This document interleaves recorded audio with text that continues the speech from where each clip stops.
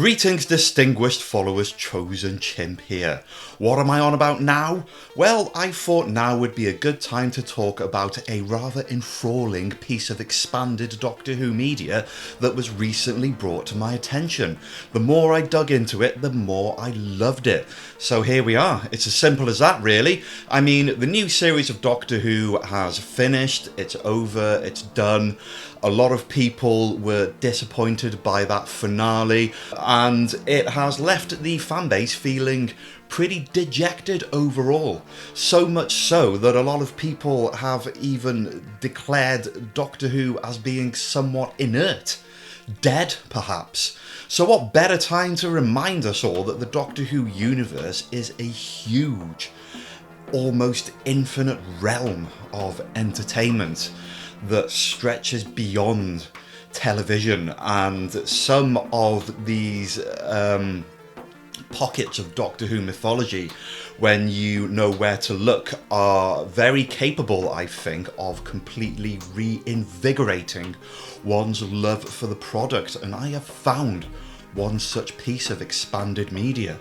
This was a request submitted to me over on Patreon by Charlie, aka Ghosts of Futures Pasts, and I'm very sorry that it has taken this long, sir, but here we are. You know, when I was considering this topic that Charlie, aka Ghosts of Futures Past, submitted for me, I purchased the media, I looked into it, I gave it a listen, and I immediately started to draw parallels with this most recent series of Doctor Who, particularly involving the character Maestro, played by Jinx Monsoon, who I thought was an excellent character, brilliantly portrayed, one of the highlights of the show for me. But it was the concept, the fact that Maestro was this metaphysical villain that can operate outside the realms of the scientific, something relatively new to TV Doctor Who, that I thought there were these interesting connections between this expanded media that I'm about to talk about and characters like Maestro. So I thought to myself, right, wait a minute, stop. You know, hang fire on making this video, let's watch the rest of this series and see where it takes us. And as it turns out, it just didn't really take us anywhere. Sutekh, plot holes. Legend of Ruby Sunday, there's a character called Harbinger, Harriet Binger, I think was her name, and she reads out this list of pantheon gods. One of which is Maestro, which we've already seen, one of which is Mara from way back in the Peter Davison era, and she names a bunch of others which may or may not be brought into Doctor Who later on in upcoming series, but none of them, and I mean none of them, sound anywhere near as interesting as the one that I'm about to talk about. Ladies, gentlemen, distinguished followers, this is a video all about Nobody, No One, aka the Word Lord. By the way, I'm about to spoil some very excellent bits of Big Finish expanded media. If you haven't listened to them and you want to listen to them, then don't watch this, but then listen to them, come back and then watch this video, and then just log out of the internet. It's not worth it. Big Finish Doctor Who is a cosmos unto its own and has its own plethora of characters, sagas, villains and backstories. So you might find yourself jumping into a story like this and feeling a little bit lost. In this particular case, we have the unfolding narrative of characters like Thomas Hector Schofield, aka Hex, and also long-running Big Finish companion Evelyn Smythe. But trust me when I say you don't have to worry about this too much. If you know about all the backstory and all the mythologies that lead into these particular stories, then you are obviously bound to appreciate it that much more. But even if you have zero knowledge going in, which was basically me, then you are still going to be taken on a journey, and these singular, enclosed, standalone storylines within these finales are unto themselves absolutely brilliant, and well, these new TV shows could have most certainly learned a thing or two from them. So we're at the end of the video now, but there's no point you watching this at the end when I've explained everything that happens in this story. So I've put this bit back to the beginning to say to you that if you have lost faith in Doctor Who because of the new series, then this is one of those stories that I'm certain in my heart of hearts will go some way to rekindling your love of the Doctor Who product, because it certainly has done with me. Whew, there you go. Right, okay, there's that bit. The Word Lord was a 25-minute audio episode written by Stephen Hall and released way back in 2008. Just for context, if you got into this when it was released, you'd have recently watched Series 4 of Doctor Who, which culminated in Journey's End, and you'd then be eagerly awaiting a Cybermen-based Christmas special and wondering if this guy really was the next Doctor. He wasn't. And by the way, the number 45 bears a lot of significance going forward in this story. The Doctor, Ace and Hex land in the Ranulph Fiennes base in the year 2045, where delegates around the world are meeting for some rather sensitive peace talks. Peace talks which could prevent a second Cold War. However, the talks are compromised via the murder of a delegate. How can a delegate be murdered in a top secret base which appears to have the highest security of basically anything ever? Well, here's how. Hailing from a dimensional multiverse type thing 45 billion light years to the left of ours, introducing himself in a rather bubbly fashion, almost like a evil version of David Tennant's Doctor, is the Word Lord. And our rules of our universe just do not apply to this guy. Right, here we go. Wish me luck here, okay? So, Word Lords are from a dimension that isn't made from matter or energy, but is instead made from pure language and communication. So, the Word Lord's engine quite literally runs on rhyme. Well, it doesn't have to be a rhyme. He can use any sentence or any phrase as a kind of vehicle or cordis. And his power comes from people's misuse of what they don't realise is actually his name. And this facility, this base, is the perfect example of how nobody, no one's identity is the perfect method of this metaphysical villain to run rampant and do whatever he wants. For example, people are using phrases like nobody can get inside this base, and what they actually mean is nobody, no one can get inside that base. He can get inside that base because his name's Nobody, and nobody can get inside the base. You see, it's a play on words, and you get more of those. Nobody can get inside the TARDIS and hurt people, which means that nobody, no one can get inside the TARDIS and hurt people. He doesn't need explosives or bombs. He doesn't need any kind of energy weapon. He just needs to ride the waves of language, and he manifests as thus. Basically identical to Maestro with music. Did Russell T Davies pilfer this idea? Very possibly. Was this idea in turn pilfered from an earlier Doctor Who idea? That is a possibility too. If there are other metaphysical villains at this point, I would just like to say, please hit me up in the comments, tell me who they are and how they fit into the big mythology of Doctor Who. Just for this one, I will be concentrating on Nobody, No One, because quite frankly, he's complicated enough to explain. And of course, as we all know and appreciate in fictional entities like Doctor Who, a good concept is only as good as the personality that it has, which is another reason why Nobody, No One is such a great character. In the first story, in this initial Word Lord single 26-minute episode, he's played by Paul Reynolds, and he's got this real energetic charisma, which is the perfect amount of riffage for Sylvester McCoy's Doctor. So, dead or alive, I'm coming with you, is that it? No, the Daleks want you dead. They don't like the idea of you alive one little bit.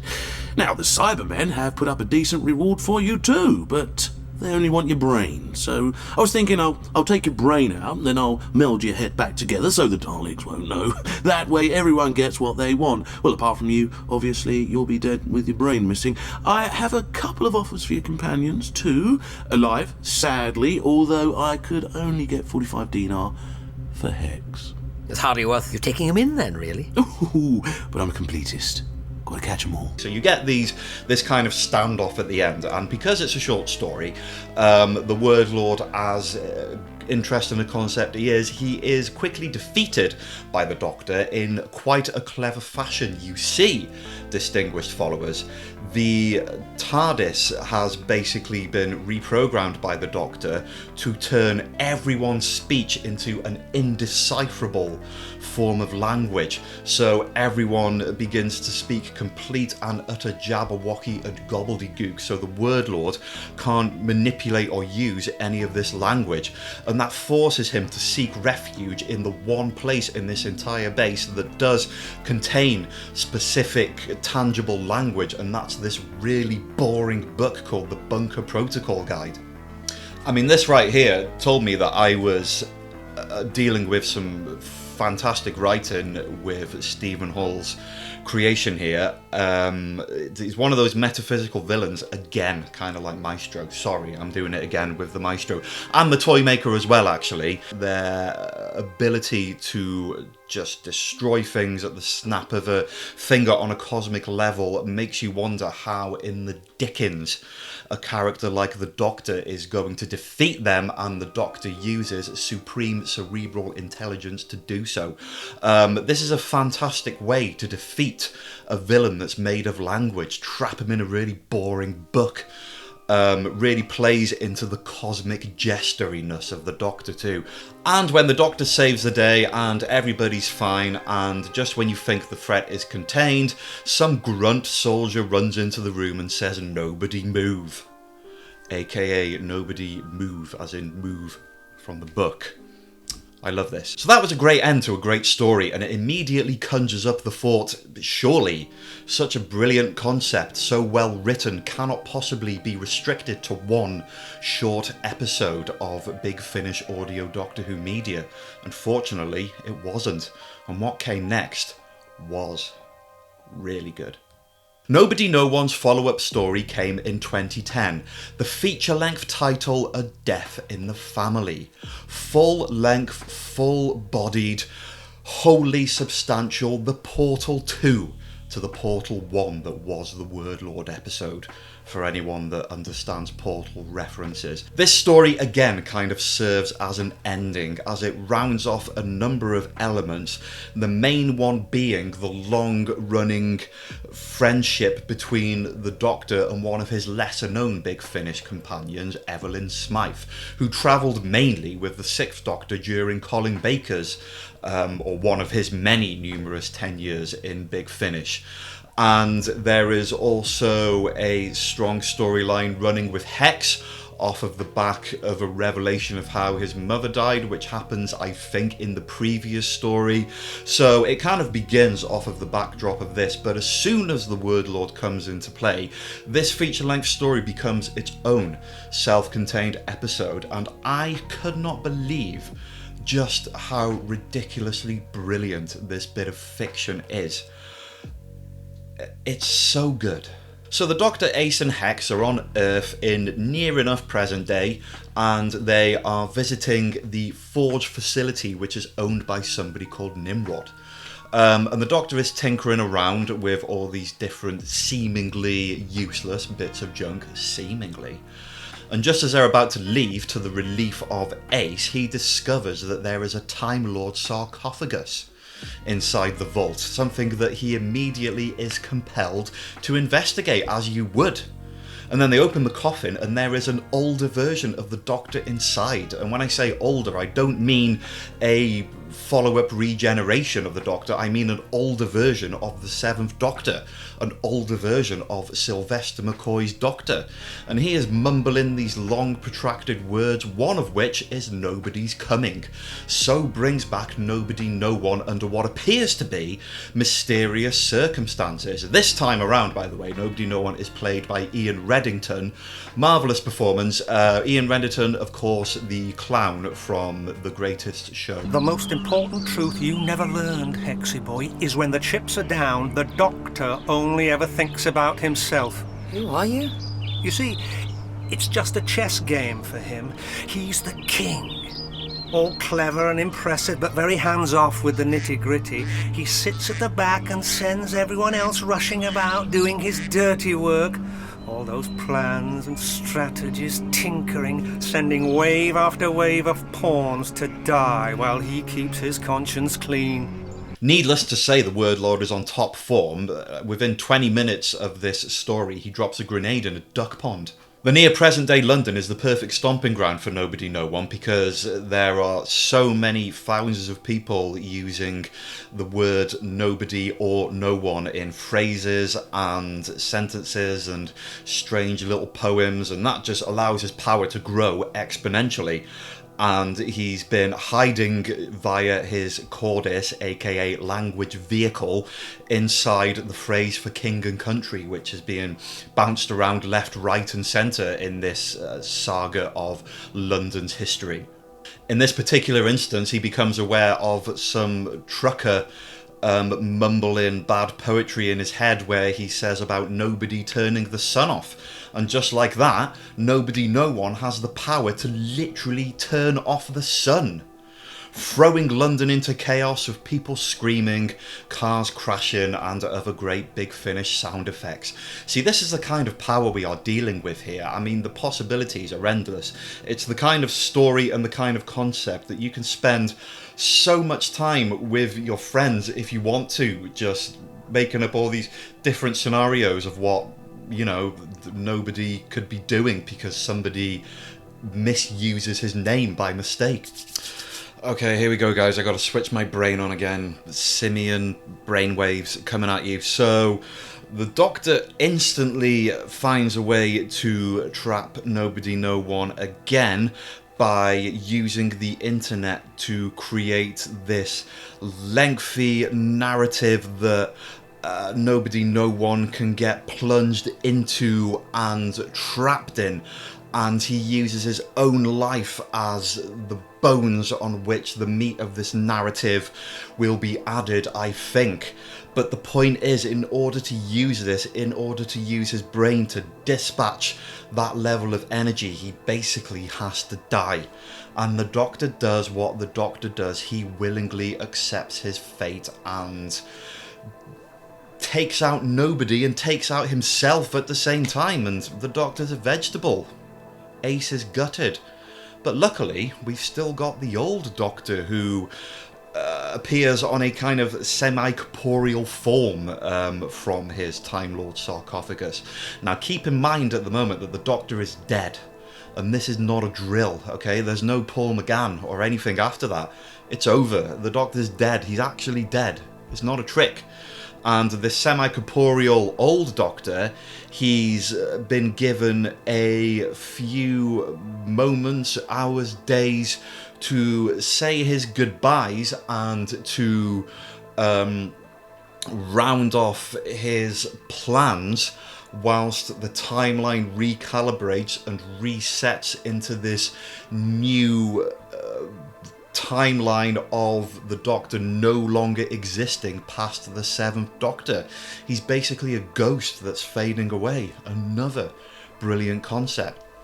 This is by no means the only interesting concept that's thrown into A Death in the Family, and all of this happens in the first episode, and from the second episode onwards for a little bit, the pacing slows right down. It goes into this state of docile acceptance. The companions now have to continue their lives without the Doctor. They almost have to go back to normality, sort of. The next chunk of the story involves Hex landing on the planet Palachin with the Doctor, and that is a whole different kettle of fish. Yes, this is it. Where are we? The planet Pelagin, local year 1871 AC. Billions of years before your time. Billions of years before your son's time. Up there, the universe is a baby, bright as a new pin. I don't get it. You see, the planet Pelagin, Pelagin, a world that existed billions of years before the birth of our sun. not the birth of our planet, the birth of our sun, and the universe outside is just a baby. A couple of centuries before the point where the Doctor and Hex land, a time ship landed, and that's why there's a human settlement on the planet Palagen, but Pelagian. people have become kind of deeply religious. They are very rejecting of the idea they came from a time ship. It's quite old-fashioned in that regard. And that's where Hex settled down, and he is introduced to Evelyn, who is Doctor's companion of old. She's been here for quite a while now. She knows a lot about the time ship, but she has to keep those cards close to her chest because people just aren't ready to hear it. And this is where this concept of Palagen really Pelagian. to its own as an interesting idea of a religious society, because at the core of their beliefs in their main church is this thing called the Handervale. And the Handervale is a person who has been blessed/cursed to sit in a comatose state and constantly read out or say out this story that kind of goes on forever. The people of Palagen Pelagian. as a form of afterlife. And what happens when somebody dies, their family write a very detailed story of their lives, and this story gets spoken to the Handervale and the person saying the Handervale, and that person inherits the story and it becomes part of the Handervale. Not only is this a way to immortalize the person that died, but the people on Palagen consider it a form of afterlife. They consider it a form of living forever, and this in itself is so layered.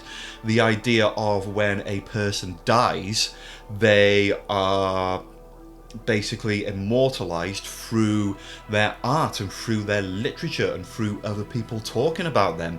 How apt and how true is that to the culture and the mindset of modern civilization, and how we remembered loved ones and people we admire through their stories and through other things like songs and poems and books and comics. What's it for? What did you mean by an afterlife? You know the guy who died at the infirmary today? Mr. Jeepers? His family will write long descriptions of him, what he looked like, spoke like, all his ideas, and they'll read them, one by one, in the presence of the story speaker. As they read, Rex Jeepers will be added to the Handervale and will carry on living inside the story for as long as there are story speakers to continue speaking it. My mum makes that possible. So 6 months in and Hex is settled down, and it is that point that he finds a parcel from Ace. It's a timestamp parcel, one of the seemingly useless pieces of junk that the Doctor found at the beginning of this story when he was trawling through that forge facility. And then we go into the next episode and we find out what Ace has been doing, and she landed on London near present day via a pre-programmed TARDIS, and that is when she meets a character called Henry Noon, and they sort of fall in love and become an item. But Ace, being Ace, just can't get rid of the idea of the Doctor still being out there somewhere, and she thinks that she can resurrect the Doctor by somewhere harnessing temporal energy into the body that is currently looked after by UNIT in a completely different cathedral. It doesn't get any less complicated from here, but all the pieces do fit, let me tell you. You bleeped me. What is it, sister? We don't know, Surgeon Commander. We've never seen anything like it. This is Captain John Stillwell. Oh, the famous mumbling coma victim. Yes, ma'am. Look at the readings. Pulse rate, 45. Body temperature, 45 degrees. Blood pressure, 45 over 45. Is there something wrong with this machine? No, ma'am. We've changed it twice. Brain activity, 45%. Hydration, 45%. Again, like the previous episode of Hex on Palagen, this is a kind of slow burner. There's plenty of space for the emotions and for the drama and for those little slow moments in life to breathe and fill in. You know, for a story that's so crammed with plot points, none of it feels rushed or forced together, kind of like the Series 14 season finale. And Ace is just about settled in her new life. She goes into a complete meltdown when she finds out her last plan to bring the Doctor back has failed, but then she has a brand new plan, and this is going to hurt my head trying to explain this. Wish me luck. Sorry, I'm trying to get good at cutting promos, if you like your wrestling, and remember things and say them without having to press pause or stop and go again or lose my place, just because I think as a YouTuber it's quite a good skill to learn. But I'm copping out on this particular bit and I'm just reading off the script because this is insane, guys. Alright, okay? You ready?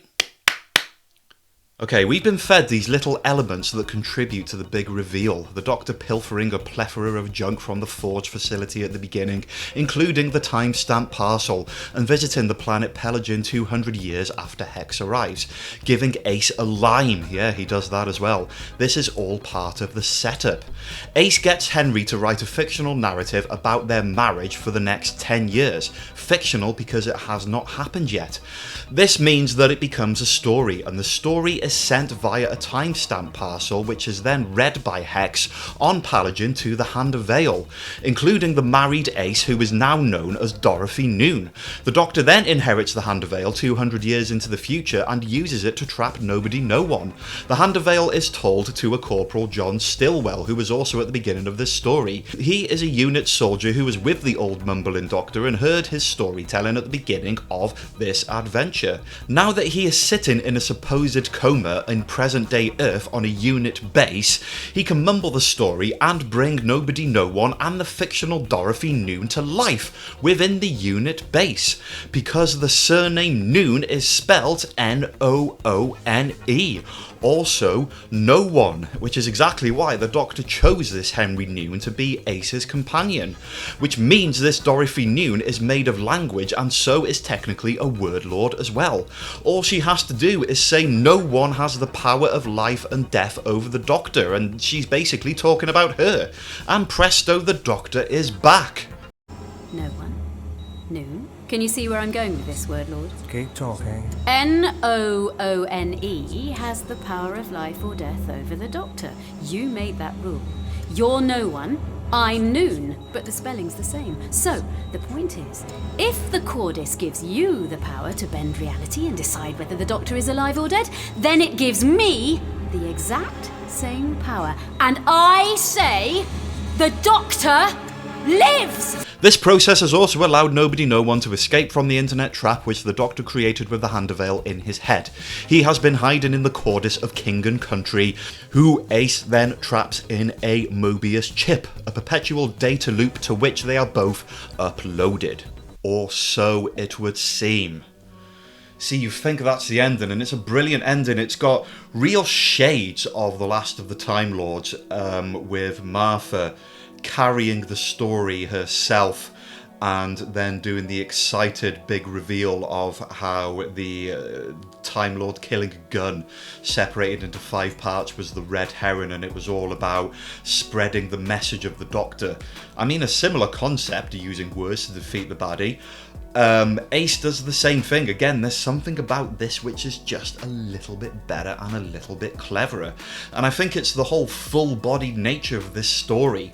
You get a real sense of build and build and build, like there's a mini boss fight and then a big boss fight, but then the huge final boss at the end. Every time you think you've got to the end, it just gives you that little bit extra more. And I love stories like this. You see, as exciting and as enthralling as this reveal is, it's not actually the end. You get this really somber conversation with the Doctor and Evelyn, because Evelyn has decided that on the planet Pelogen, she is going to reveal the truth of these people to the people, talking about the time ship and where they got their names, like the Applins from Chaplins and stuff like that. And obviously they're throwing proverbial cabbages and tomatoes at her and shouting blasphemy and things like that, and then poor Evelyn, being an elderly lady, has a heart attack. Then it cuts to the Doctor and Evelyn in a small house having a catch-up conversation where they can do that proper companion goodbye. What a lovely way to end the story, and I felt so well fed at this point, but then it just gives you this extra little bit. The Word Lord comes back, Nobody No One comes back for one final round, and he's seemingly more vicious than ever. It's the ultimate final encounter you didn't know you needed, but it made perfect sense just to add this little bit of extra clout at the end. Ian Reddington's performance of this character is brilliant. He's gone absolutely nuts. Listen, please! Don't! You have a choice! No. Sorry, you've lost me. See that front door? Walk through it now. Go! Leave our reality forever and never come back. Beg me. I'm begging you! No. Okay, here we go. The end of all life as you know it. Hold on to your hats, kids. The Great Telcarthinian Empire! All dead. The Hemvalian Collective. All dead. Every Time Lord except for the Doctor. Dead. Every human except for Grandma. Dead. All Daleks. All Sontarans. Fish.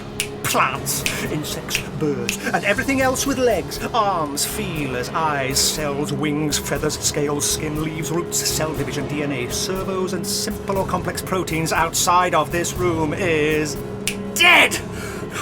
Done! Kabam! Over! Finished! Ha! How do you like them apples, Doctor? Nobody, what have you done? Wasn't it brilliant? Nobody, no one.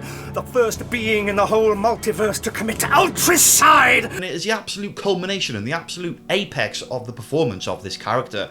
But it, of course, is another trick, and the Doctor, being the cosmic jester that he is, has put nobody, no one in another trap. They are trapped in a little bubble of language.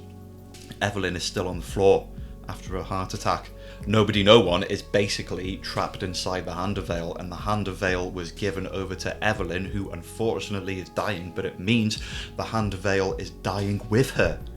And nobody, no one is trapped in the Hand of Vale, which means he's gonna die too. The Doctor doesn't just banish the Word Lord, the Doctor just doesn't trap the Word Lord, the Doctor defeats the Word Lord. And because it's Doctor Who, him and Evelyn even give the Word Lord one final chance to walk away and stop his carnage and stop his genocide. But he refuses, so they are left with no choice but to kill him, even though it goes against the Doctor's ethics, but he gave him a choice.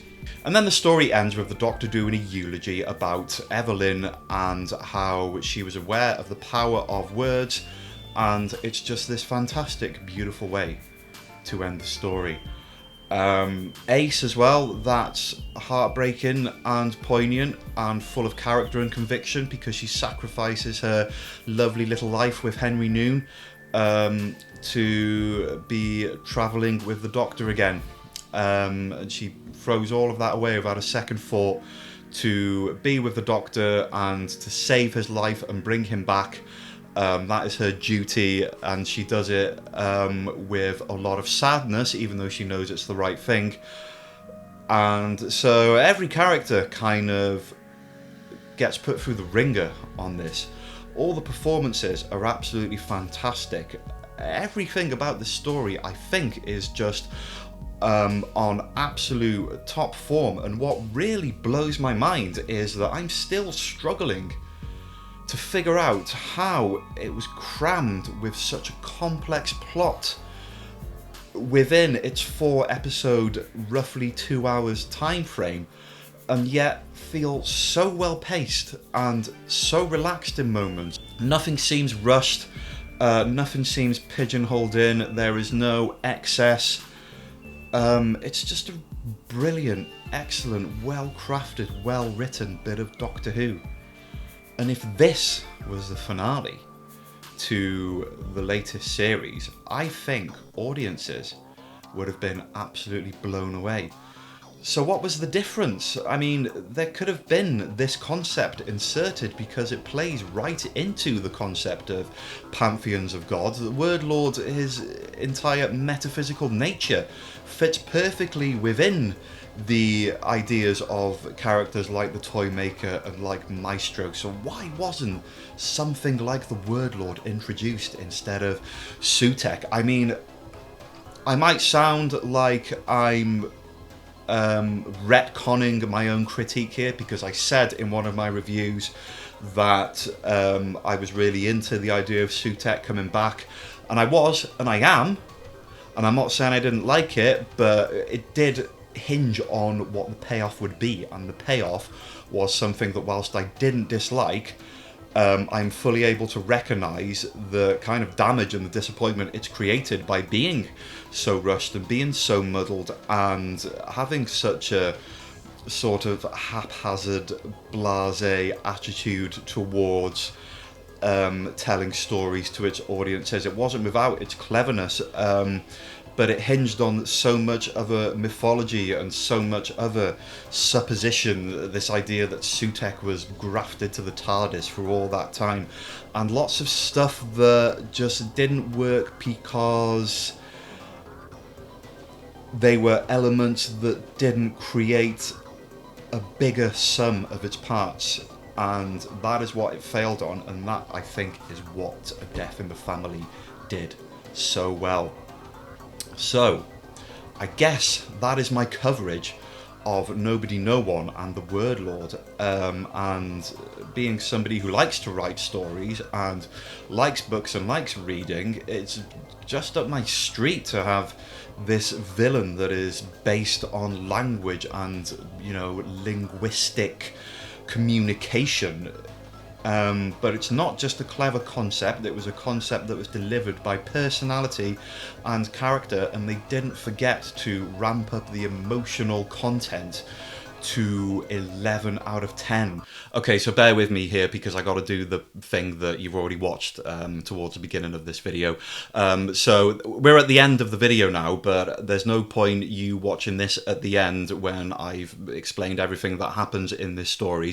So I've put this bit back to the beginning to say to you that if you have lost faith in Doctor Who because of the new series, then this is one of those stories that I'm certain in my heart of hearts will go some way to rekindling your love of the Doctor Who product, because it certainly has done with me. Whew, there you go. Right, okay, there's that bit. So yeah, I'm just going to leave you now, I think. I hope you enjoyed this video. More in the post, and I think I'm going to treat myself to a bottle of wine, which I'm going to drink all by myself because nobody steals my wine. Oh, come on. Actually spilt a load down myself there. Don't think that joke paid off at all. Sorry.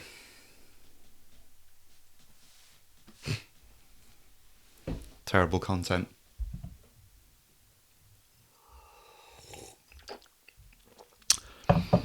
Patreon Distinguished Follower, £1 a month. If you like this video and you want to see more of this kind of thing, then head over to patreon.com/chosenchimp and become a Distinguished Follower for just £1 a month, where you can request your Doctor Who topic for me to talk about. Classic TV stories are the most preferred, but anything Doctor Who related, and I'm your man, I think. We'll see. Depends what you ask for. Anyway, I hope to see you soon. I hope you are having a blast in your life, and most importantly, have a good one.